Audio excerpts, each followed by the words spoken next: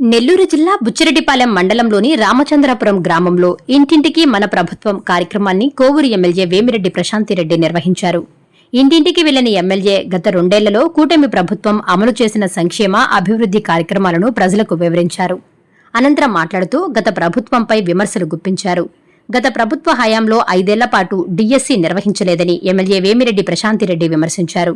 తమ ప్రభుత్వం అధికారంలోకి వచ్చిన తరువాత 16,000 ఉపాధ్యాయ ఉద్యోగులను డిఎస్సి ద్వారా భర్తీ చేసి యువతకు ఉద్యోగ అవకాశాలు కల్పించామని తెలిపారు.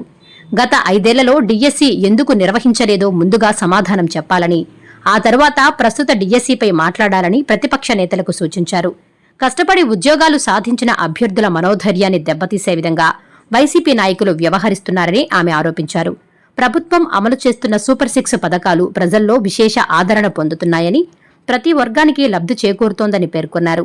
రామచంద్రపురం గ్రామంలో గత 2 ఏళ్లలో 2,18,52,000 విలువైన అభివృద్ది పనులు చేపట్టామని ఎమ్మెల్యే వెల్లడించారు.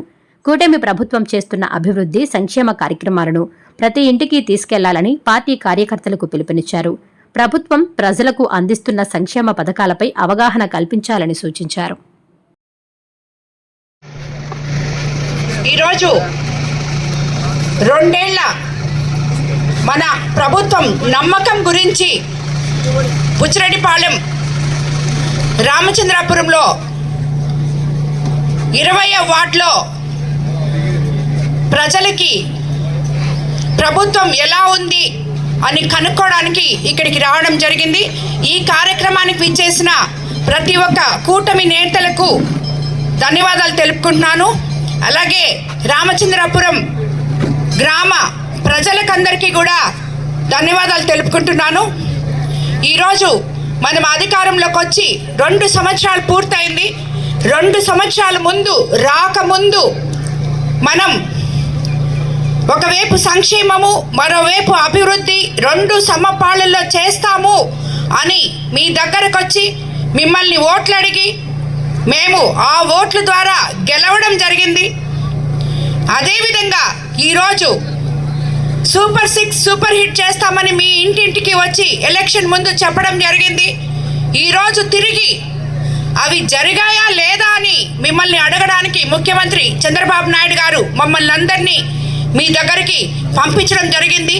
ఇక్కడ కాన్స్టిట్యున్సీలో ఉన్న ప్రతి ఒక్క కూటమి నాయకులు కూడా ఇంటింటికి వెళ్ళి ప్రజల బాగోగులు కనుక్కొని మనం చెప్పిన మాటలు నిలబెట్టుకున్నామా లేదా అని కనుక్కొని ఇంకా ఏమన్నా మిగిలిపోయి ఉంటే ఆ సమస్యలు తీసుకొని వస్తే అవి తప్పకుండా ఇంకా మనకి 3 సంవత్సరాలు ఉంది, దాని లోపల మనం కంప్లీట్ చేస్తాము అని చెప్పే విధంగా మనల్ని పంపించారు. నేను కూడా అదే మాదిరి ఈరోజు 30 ఇళ్ళు రామచంద్రపురంలో తిరగడం జరిగింది.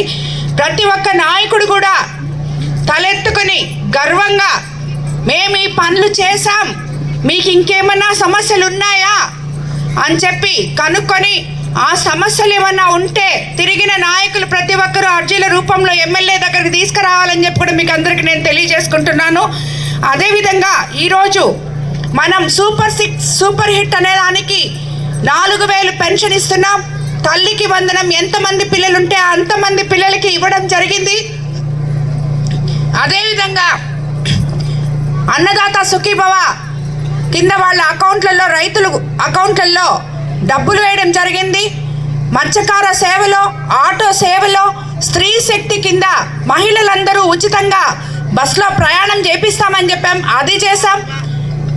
అలాగే రాష్ట్రం మొత్తం 200 చిల్లర అన్నా క్యాంటీన్లు పేద ప్రజలకి 5 రూపాయలకే కడుపు నిండే విధంగా కూడా మనం ముందుకు తీసుకెళ్తున్నాం.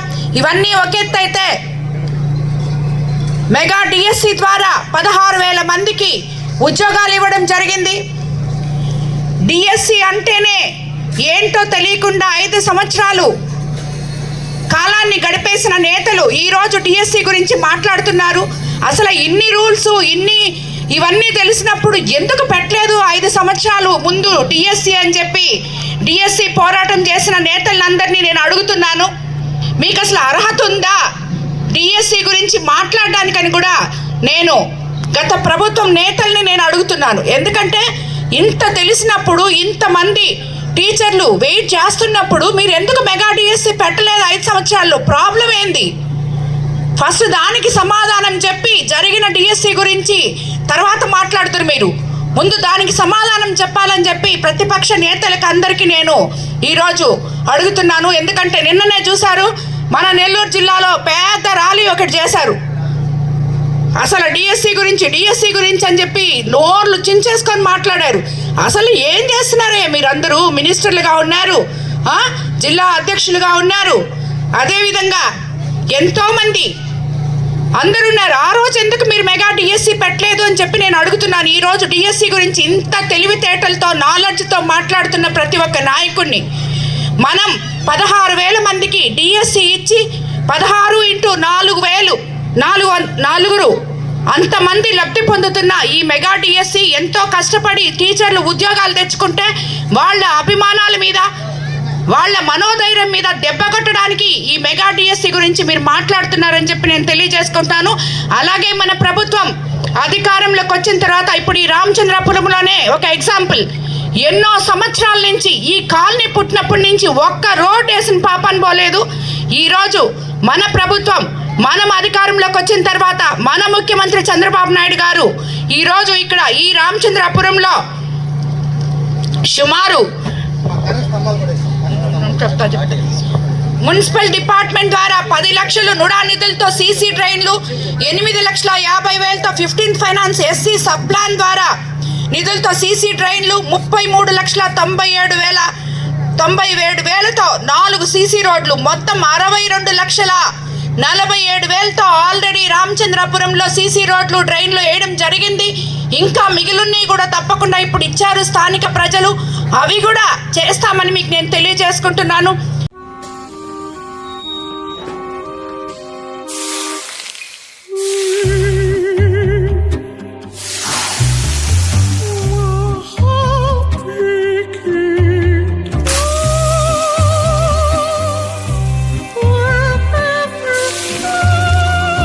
No matter the heat outside, stay cool inside with energy-efficient windows from Asahi System Windows. Please subscribe SS News AP.